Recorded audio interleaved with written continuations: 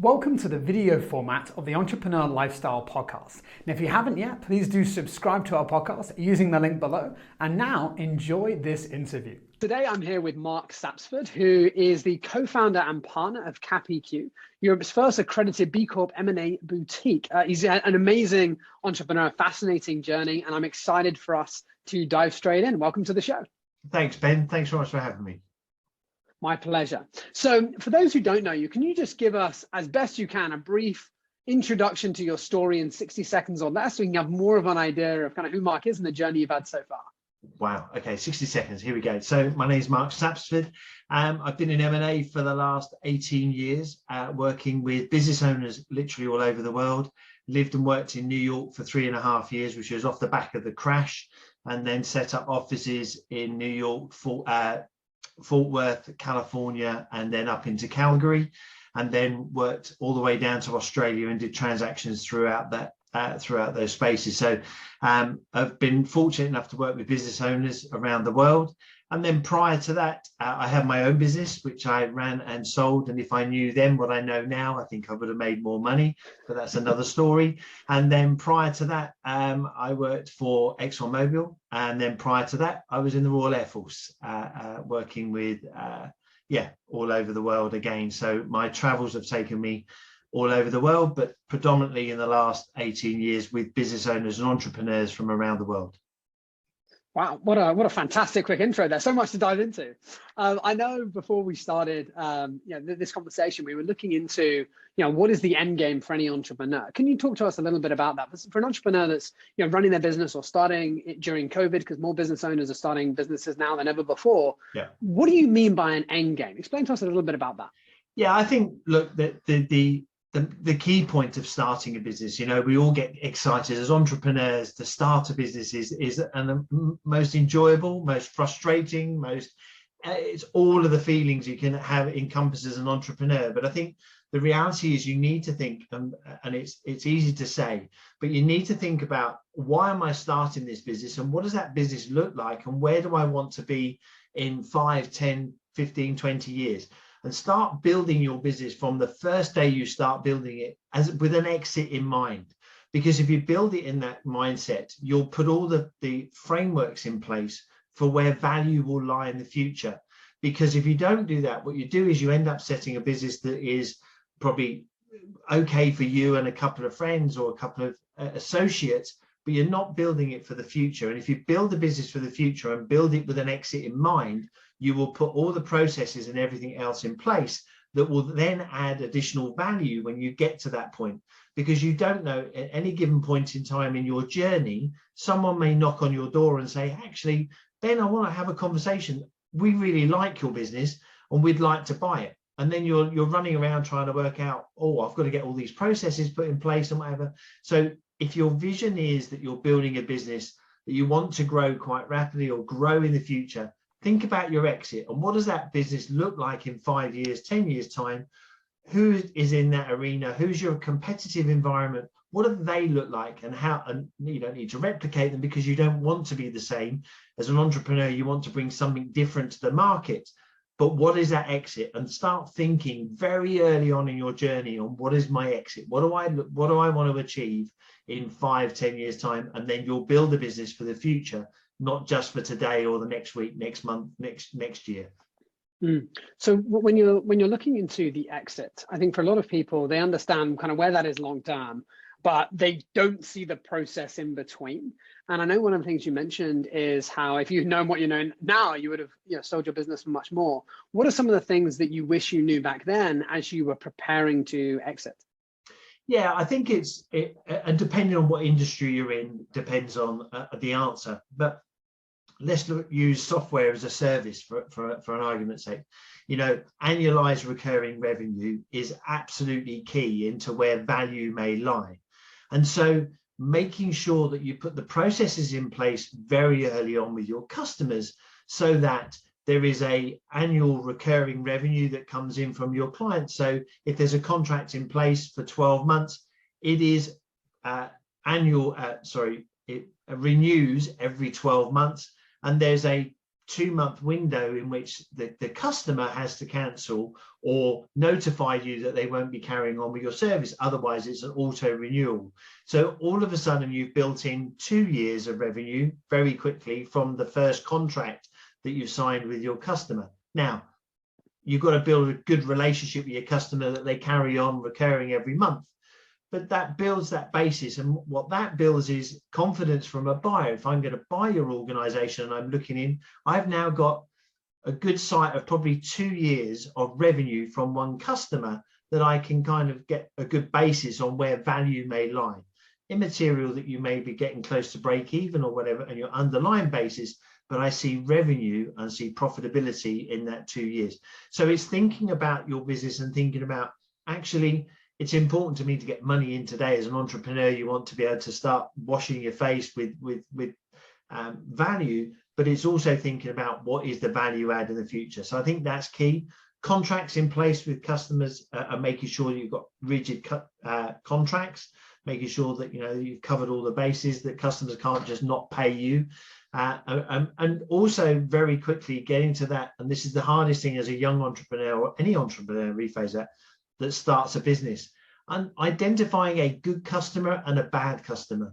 And what I mean by that is, the quicker you can get to a sense of, actually, this is a good customer because this customer pays me every month and pays me I don't have to chase, I don't have to constantly be on the phones, and I'm not spending my time chasing a customer, rather than the customer that doesn't pay you 1 month to the next. You feel that you're beholden to them and you need to keep working for them because one day they'll pay you. Predominantly they won't. There'll be a stage that you will then get frustrated and then turn around and say, you know what, I don't want you as a customer. And it's really tough as a young entrepreneur or any entrepreneur that started their business to start looking at their customers and going, I just want nice customers. I want customers that I will give them the service that they require, and in return I want to be paid for that service. And it is getting to that mindset of going very quickly and looking at your customer base, and as you start working and identifying what is the right person, who do I want to work with going forward. And I think they're the key ones. You get those elements right, and then there's a raft of others depending on what industry, but there's probably 2 good examples. Yeah, that's fantastic. And I think what's very interesting is being able to make that differential, obviously, between the customers that you have and identifying the great ones versus the okay ones, but also the annual recurring revenue is incredibly important for any business to build into that model so that they're worth more in the future. So when it comes to those customers, I think a lot of people struggle when they're first starting out is that they want to help as many people as possible. They need the income coming in, so they're going to say yes to pretty much anyone. Yeah. And I know that what tends to happen is 20% of their clients are giving them 80% of the headaches. Now, what do you do in that scenario where you kind of need the cash, but you've got it there? Do you start to phase them out? Like, what would you do if you're in that scenario, especially in the SaaS business? Yeah, and look, it's not an easy thing to, it's very easy for me to say it, but when you actually do it in practice, it's really tough. But I think you've got to look at yourself, your client base on a monthly basis and go, right, let's just go a quick up top to bottom of my customer base. And if you're starting to chase continuously and you're putting emails out and you're spending more and more time chasing to get paid, you've got to look at your time and allocate how much it costs per hour. You as an individual, weight yourself and go, you know what, I'm worth whatever it is, £50, £100 an hour, or whatever it is, and just turn around and go, you know what, I'm burning hours doing this, and it now whatever I may gain, I'm losing in my hourly rate.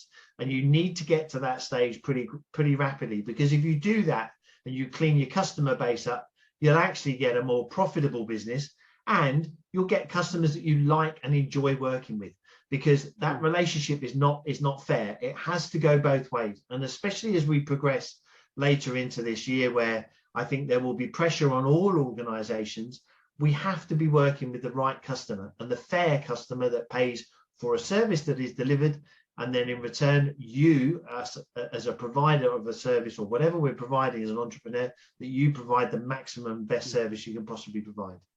Yeah, and speaking of this year, there's obviously a lot of uncertainty right now with markets crashing, people feeling unsure, recessions. It's all doom and gloom for a lot of people. And there's that challenge there as a business owner to figure out, do I invest? Do I pivot? Do I change what I'm doing? I think a lot of people are experiencing that right now. As someone who has kind of gone through many different processes that have happened to you, what are some advice that you would give to people as they go through these challenges of recession, inflation, and things like that they're feeling very unsure about? Yeah, I understand. I mean, I've been through several recessions, one of the biggest ones in 2008 when I was in New York. And I think the biggest thing I would say is, and this will sound counterintuitive, but market your way out of a recession. So in other words, don't ease up. If you ease up, you'll then absorb all of the news, all of the items and everything else, and you'll start going down and start making decisions that are counterintuitive and taking your foot off the gas. Keep your foot heavily on the accelerator as hard as you can and market your way out. Talk to the world, talk to them about your service, your capability. Keep marketing, because the reality is that's where there's customers out there. You just need to find them, and you need to push, and you need to constantly be in that market. If you take your foot off and you turn around and go, actually, I'm concerned about the future and whatever, it will become a self-fulfilling prophecy that's what will happen to your own business. So market your way out of this situation. Keep going, keep talking about yourself and who you are and you as an organization, and it will come. And it's easy to say, but you just need to market your way out of a recession.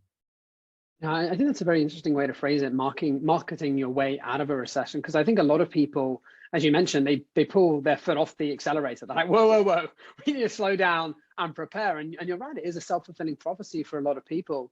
Now, I know that you've worked with business owners all over the world. Are there some perhaps common themes or common mistakes that you see people make, apart from putting their foot off the pedal and marketing at this stage, especially moving into these areas of uncertainty, that you think are important for people to avoid? So for example, maybe it's focusing on too many things, pivoting too late. Like, is there anything else that you think is a common theme that you see with a lot of businesses, especially when they're getting ready to sell? Yeah. Okay, so let's start with the business on a day-to-day basis rather than a Sure. sale event, because they're two different distinct things. I think the key for me is, if you're a business owner and you're in one environment and you start to see a new sector to go into, or you may need to pivot as we progress through this year, because that is the right thing to do, because you're identifying an opportunity. Your sector that you're working in at the moment is slowing down significantly faster than you thought. You now see another opportunity, then you need to pivot towards that to identify that opportunity and exploit that. However, if you're then at the latter stages and you're taking your company to market, or you've identified that you want to take your company to market, don't start pivoting to multiple areas and trying to do multiple things, because what you do is you dilute what you're taking to market. The buyer then starts looking at you and going, well, I understand you work in this sector, but you're now doing all these other bits. Now you don't look like what I think you should look like. And they want you packaged. They want you to be sitting a nice package, and you work within one sector, and that's what I'm going to buy. If you're doing multiple areas and supplying multiple sectors with different products, with different ideas, then all of a sudden you become really hard to sell. So two things. One, if you're going into this, and as we progress through the year, you need to pivot to find your way within the new sector to keep the lights on, then you need to do that. If you're at the latter stages and you've decided to take your company to market, don't do that. Just stay where you are and make it simple, because the more complicated you make it, the harder it will be to get your business away, because a buyer will find it really hard to identify where you sit. And I think a lot of people will come up with this idea that they want their business to have multiple tranches of revenue, and they want to be able to have these different streams coming in. What's your advice to that versus the one focus, do it well and just stay on that and be that packet? Yeah, and look, I think it's horses for courses, and it depends on the sector you're working in. If you've got one product that can be sent out to multiple sectors, then that's fantastic, because we're staying with one product that we can identify. The danger is that you've got multiple products that you're sending to multiple. So for argument's sake, you've got medical devices, you're into manufacturing, you're into home care or domiciliary care, and now all of a sudden you're a purchaser is trying to buy you and say, well, we only want the domiciliary care element. We don't want the medical devices into hospitals. That we don't understand that market. All we understand is the domiciliary care market. And so it just makes it's harder for them to get their heads around on how they're going to integrate your business into their own. But again, it goes back to starting your business all the way from the beginning and thinking about what the exit looks like. What do you want to look like in 10 years' time? If you want to look like your major competitors in the market, you look at those and look at what they do, and you'll find within specific sectors, they're pretty narrow in what they do and the sectors they serve, because they're all interlinked, they're all integrated and easily congestible by the purchaser to go, actually, that makes sense. We understand where that fits and we can do it. So I think it's horses for different areas and different sectors. Yeah, that makes a lot of sense.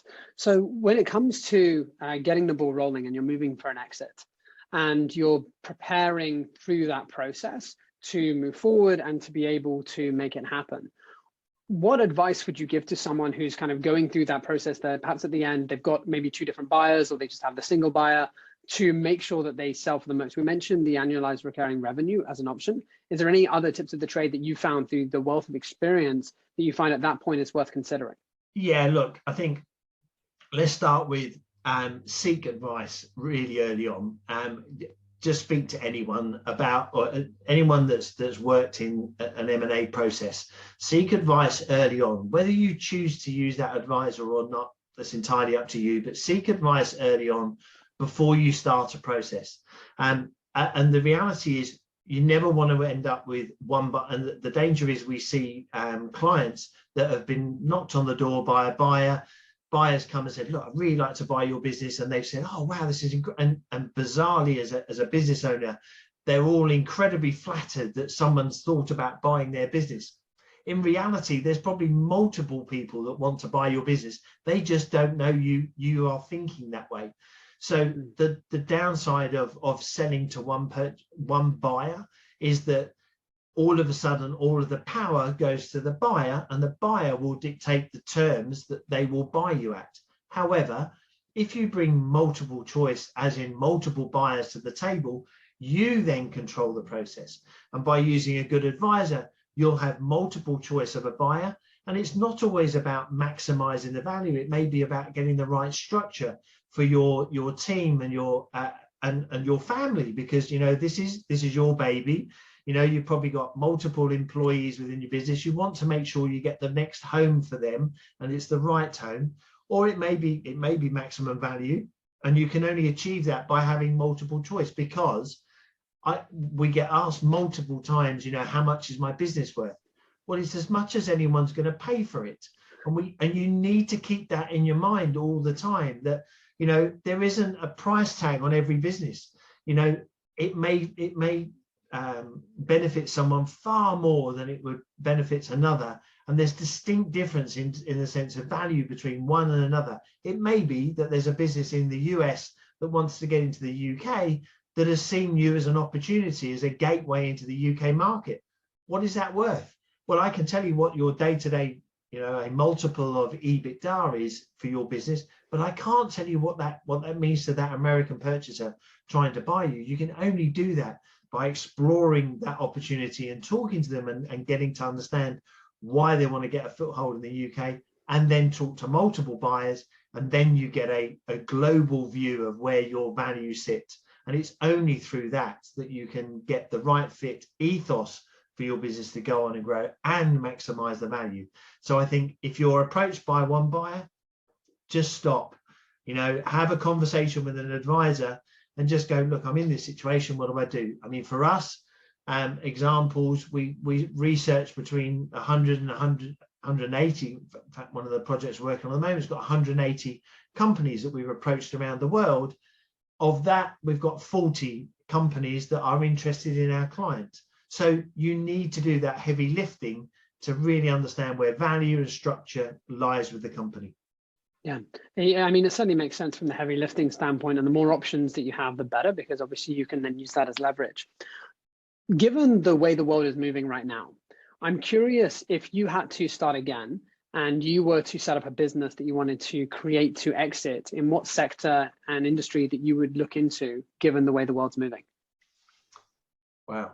Okay, so interesting enough, the markets move. So we all know of Netflix and all of the really big guys, software guys. Zoom, as an example, have lost huge amounts of money in shareholder value in the last 6 months because everyone's come off of COVID, and so and everyone was utilizing technology at 100 miles an hour and signing up for licenses, and now people are starting to migrate back to work. So Netflix subscriptions have gone down and what have you. And probably a year ago, you would have said a software, annualized recurring revenue, something that gets people's attention, where value lies really quickly. People can understand really easily what benefit does it? Does it speed up my day-to-day life, and does it solve a problem I may have today? And I think software as a service is absolutely where the market lies. However, the bubble, as we refer to it, is starting to decrease and getting close to bursting.